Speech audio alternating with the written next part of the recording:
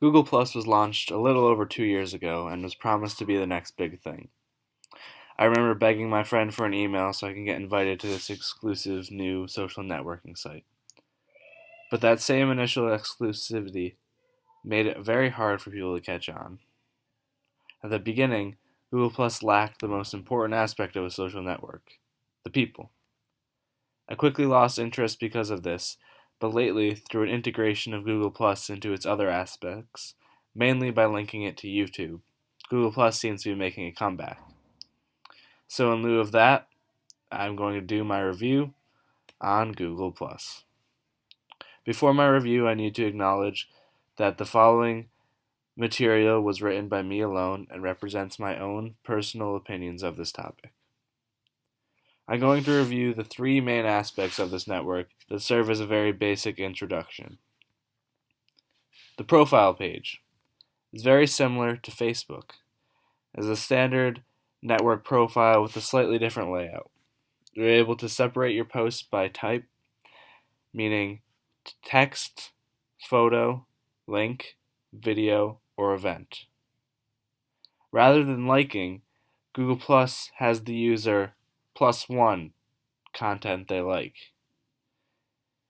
A new feature that was recently added is that it displays the number of profile views a user has, along with the number of followers. The next aspect is the circles. Circles is how you connect with other users of Google+. You can follow who you want, and they can choose to follow you back.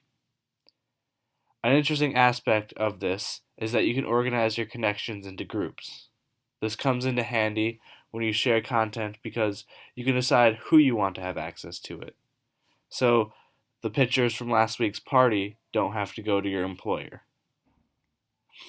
My favorite aspect of Google Plus is the Hangout.